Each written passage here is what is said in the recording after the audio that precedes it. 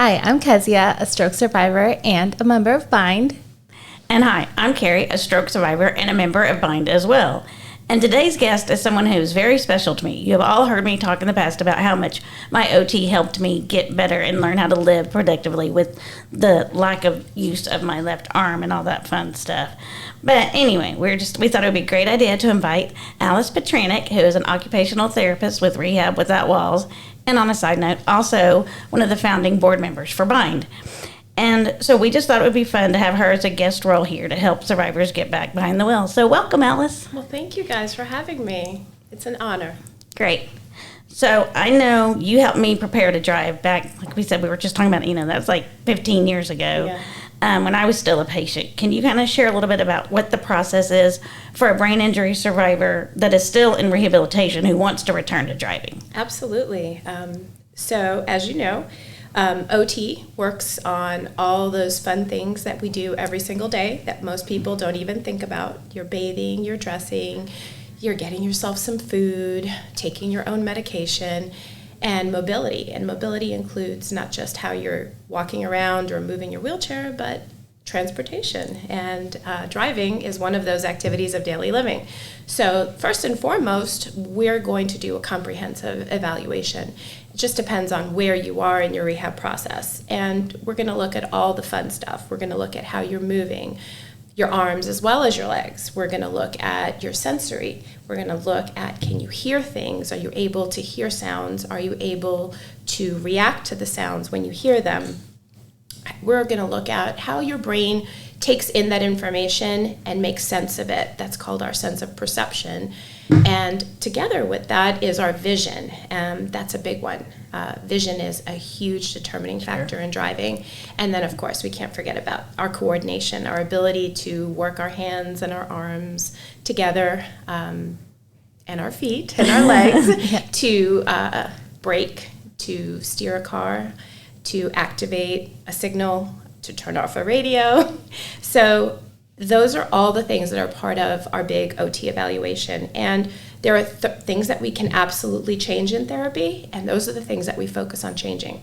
There are some things that are just beyond our grasp. And obviously, vision is not something that we can change from the outside in.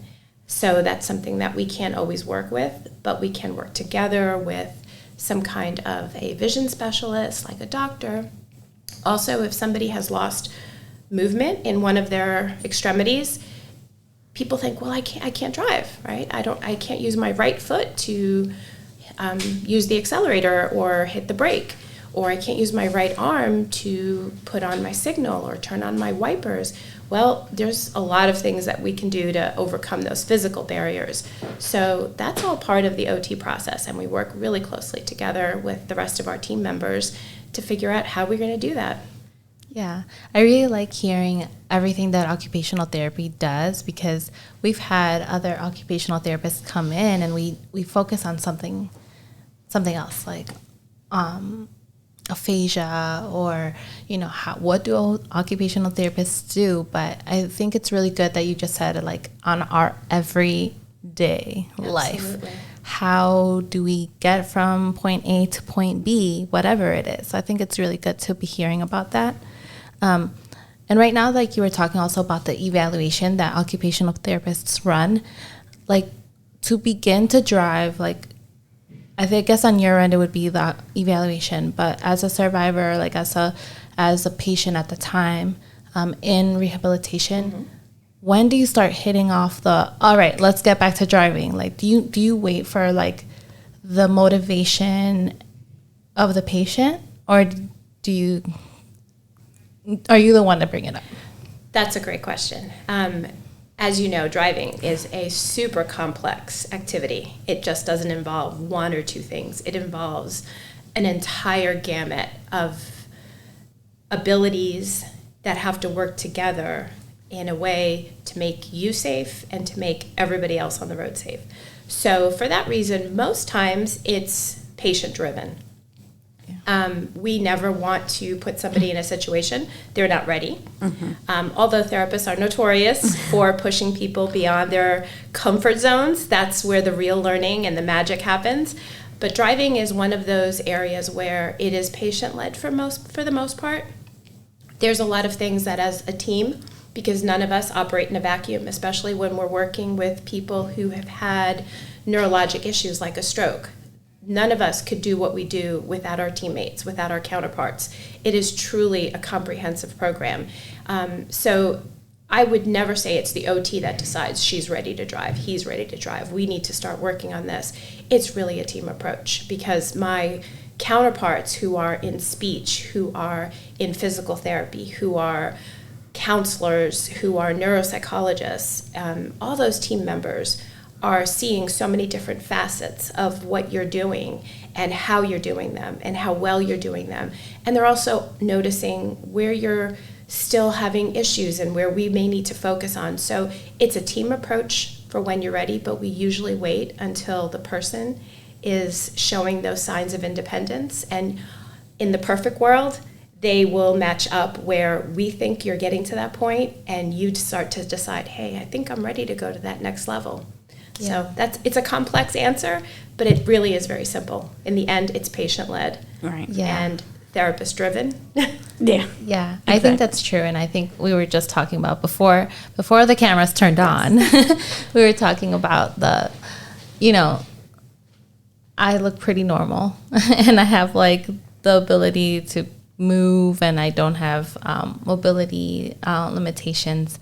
But I think mentally I wasn't ready to drive, and I think that I would have been overwhelmed if I was like, and I would get overwhelmed by family, like, but you're okay, you could do it, you're fine. And I would be like, I felt very responsible if something were to happen. And I think that that's important, to be feeling ready and feeling I guess empowered and like comfortable saying like, I'm not ready, and trusting the occupational therapist to be along your side, right? And I think that's important to hear. Absolutely. Yeah. And Kezia, you just brought up such a wonderful thing. And in the therapy world, we have our words, and that word is called insight. And that is such a wonderful thing to have.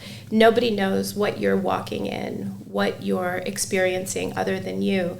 And if you, the person who is walking and talking, living and breathing in your new body after your stroke, feels like their confidence isn't ready, that is the person that we should be listening to the most. Yeah. As you said, it is an overwhelming thing. There's a lot of things that have to happen for you to turn that key, or in these days, press Push that the button. and put your signal and just get out into the world. There is a huge amount of independence that brings, but it also brings with it a tremendous responsibility. And I'm so glad that you are aware of the insight that it takes to know I'm ready to take that on. Yeah. Yeah. So I love hearing that. Thank you. Yeah, and I'm a little bit the opposite of Kezia. I started working on everything in therapy, and I really wasn't that worried about my left side not being able to work. I felt good with that. My biggest concern was just my left neglect. Mm-hmm. So I didn't actually try to start driving till I finished therapy and figured out, let that it took a couple of years for me to feel comfortable enough that, okay, maybe I'm not going to hit that left curb when I'm driving, or I'm going to be able to turn correctly. So it was all a little bit different. But so that was going to be my next question. Like, there are barriers, and you talked a little bit about them, the mobility, vision. There's cognitive, there's aphasia. I mean, there's so many different things that cause. So many. I know. How do you work with all of those together? It's timing. I think you hit the nail on the head when you said you had to wait a few years to figure out when it was the right time for you. If somebody is experiencing the cognitive, the physical, the visual, and then the concept of overstimulation all at the same time, it's really hard, because you do need to address each one of those things. It's like an onion. You have to peel away those layers. You learn to live in that new body. You learn to use filters. You learn to control your environment. Hopefully, you're doing that in therapy, and you're learning your strategies. So trying to do all of that at once is an overwhelming task, and I don't advise that for anyone. But when you do come down to it, you're probably going to have to manage just one or two of those things. And I think by the time you were ready to take that test at DPS, you realized that the vision had healed, and you'd learned a lot of strategies on scanning, maybe gotten some really good mirrors adapted into your vehicle, because you didn't need them, but some people may. And the physical aspect, I will say, excuse me, it's spring in Texas and my allergies are in full bloom. In the state of Texas, we have just a regulation that says you have to retest if after you've had a stroke or some other type of injuries. So when you are basically getting into that car, for you, it's, okay, this left side, it's so much easier to get over a physical impairment. We have so many modifications than it is to get over something that people can't see, that unseen injury. And that may involve a lot of other things. So you were fortunate. Kezia's situation, very different. Right. But she has the insight to know when she was ready and when she was ready to approach that. So, yeah, a lot of obstacles, and hopefully we can pare away some of those before you even start to approach the actual return to driving process. Yeah.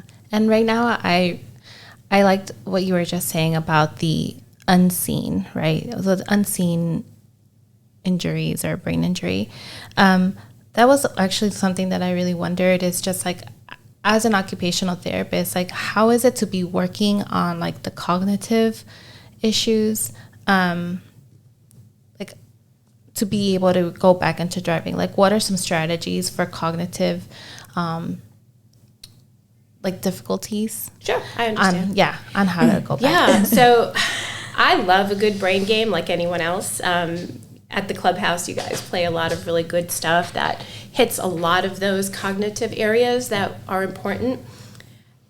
OTs are notorious for structuring activities where you have to not just pay attention to what you're doing, but kind of either also pay attention to something over here or filter it out. And what's your success in doing that? And those are really fun things to do. But the reality is that when you're ready to start driving, there's nothing that's going to ever take the place of real world driving. So the best form of getting ready to drive is professional-led driving therapy. And every individual has a very different presentation, and hopefully the OT that you're working with at the time can guide you towards what that is. It could be from a community-based driving school, if that's the level that you're at, or it could be working with a certified driving rehab specialist that sometimes is also an OT. It's just another level of OT.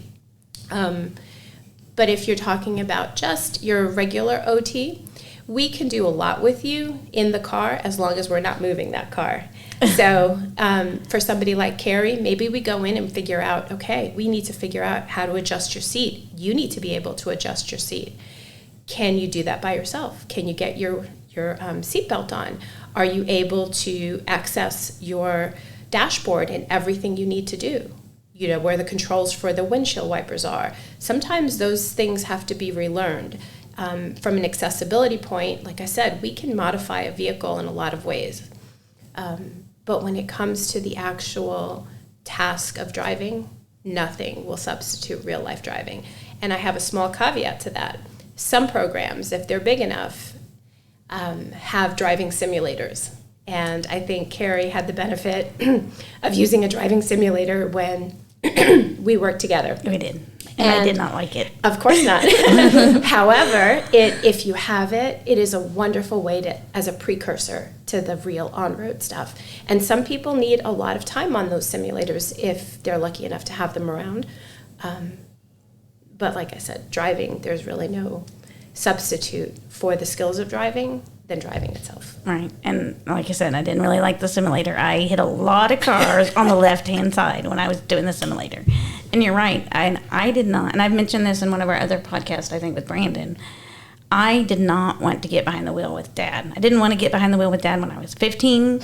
I didn't want to do it when I was 38. So, so I did. I just hired, there was a driving school around the corner in the colony. So I just hired them for like 2 weeks, not full 2 weeks, but, we drove around the colony a couple of times, a couple of days, for an hour or two at a time.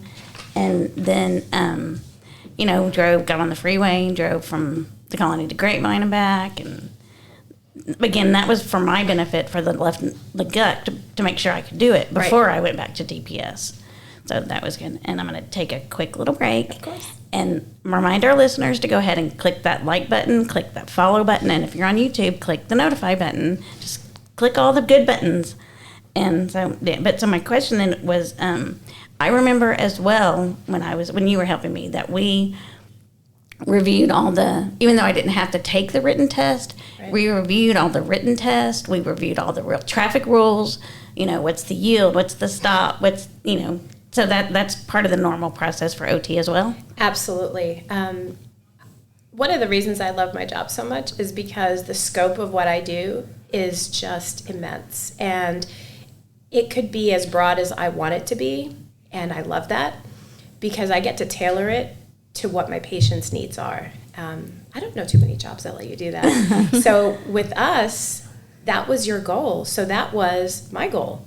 And we took that very seriously. We had driving manuals. We had sample tests in case. I think at that point, there were certain instances where DPS was asking individuals who were survivors to not only take the on-road test, but in certain circumstances, if they couldn't verify their ability to comprehend directions, they would ask them to take the written test. And we didn't want to take any shortcuts, so we took it very seriously, and we went through every single one of the road signs. We went through all of the traffic laws, and it was a good reminder for me because I was new to the state at that time, and not the same laws in every state, so that was kind of interesting, yeah. So 100% part of an OT program. Okay. Yeah, and again, I'm just really liking how you're being very detailed about how occupational therapy is so broad, right? And then at the moment we're going back into driving as our topic, our conversation. But going on with that, like, how would you be giving the advice to family and caregivers who are the people that are supporting us, that aren't going to rehabilitation, from the whole day or for inpatient? They're not there all the time. But what would you be sharing to the people that are there supporting us, and how they can support us too on going back into driving? Excellent question, because we do not live in a vacuum. We live in a society, and we have friends and families that have opinions, and they want what's best for you, and that doesn't always line up with how you feel or maybe where you are in your rehab journey. With driving, and I've said this several times now, the most important thing is safety. Your safety and everybody else's safety. So having a conversation with your rehab professional instead of relying on just what you're telling them, if they feel uncertain that maybe it's just Kezia, maybe she just doesn't realize that she's capable, rather than frustrate the person, have a conversation with their therapist and see what the therapist has to say. I've found that a lot of times there's just a miscommunication. People are missing each other. Family may be coming from a place of support, wanting the best for you, wanting to see you walk farther along down that path. And what they may be missing is that thing that we talked about. Oh, but she looks so good. Oh, but she's almost exactly how she was before. And we call it the unseen injury. They have no idea the filters that you have to build up on a daily schedule to be able to get from point A to point B, to be able to pay attention in a conversation, startle from noises that are unexpected, being able to control your reflexes when you're nervous, when you're overwhelmed, the frustration of 6:35 traffic, all of those things. And I find that most times if your loved ones can have that presented to them in a very caring way, I think that usually kind of solves that problem. Yeah. I think so too. I feel very blessed that I had rehabilitation, like inpatient rehabilitation, and at a place where my family and friends were included in the conversations. Right. Because I was not able to communicate at all. So they had that root of like, okay, they need the support. I can't assume that she gets everything, right? And there are people that don't. So that's why I find it so important to get people like you on the podcast. Yeah. You know? And as an OT, education is such a huge part of what we do. And that education just doesn't involve the patient-therapist relationship. It does involve your family, your loved ones. There are times and instances where I have the privilege of helping somebody find a volunteer position as a stepping stone to possibly going back to competitive work. It's part of my job to educate wherever that volunteer position is going to be that these are the circumstances, and I want someone to feel empowered in their new position, but that means I need to educate whomever it is that's accepting that person's volunteer position or even employment, what the parameters are and how to create an environment that is successful for you. So education is such a huge part of it, and I would hope that in any situation where we're talking about something so significant that involves so much safety risk, that we are educating ad nauseum. Yeah. Yeah, and that's why we're having so many episodes on driving, because it is one of the main things that brain injured survivors want, because that is the final step of independence in my brain. You know, that for me it was like, I can leave the house when I want to. I don't have to have my parents take me somewhere. Yay. And but, you know, leave it. So I have one other question. I don't think there was, or I didn't even think to ask back when I started driving, but are there any kind of programs or funds, like grants, that people can apply for if they need help modifying their vehicle? Yeah, great question. Funding is a huge part of return to driving if you do need any kind of modification. There's nothing that provides a new vehicle that I'm aware of in the state of Texas, but there are situations where some state agencies can provide some funding, such as the Texas Workforce Commission. If you are a member and have an active case, they can help you fund the modification. So sometimes it's hand controls, sometimes it's a drive up to the actual steering wheel, ramps. And I would always say work with your local or available social workers. They are a fund of information. They have resources sometimes that I've never heard of in terms of what's available and what's not, because it is constantly changing. And if you're a veteran, there are situations where the VA or some affiliate programs of the VA can help with extensive modifications, and they just need to know who you are for those funds to be utilized. Okay, how do you find your local social worker? Well, I mean, I know I live with one, but that would be a great interview to have.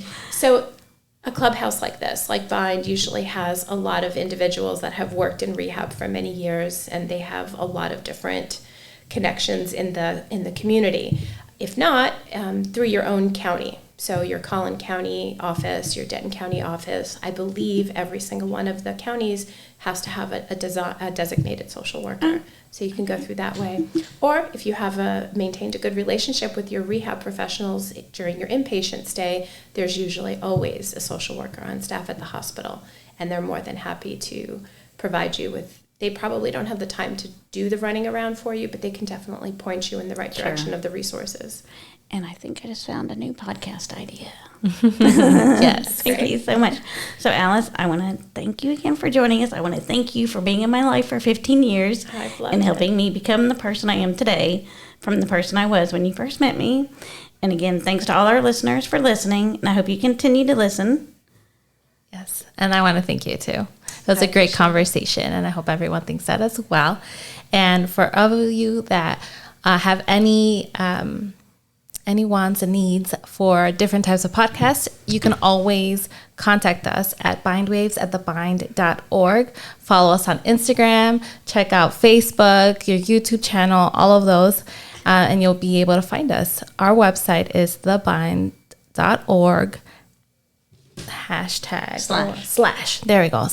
/bindwaves.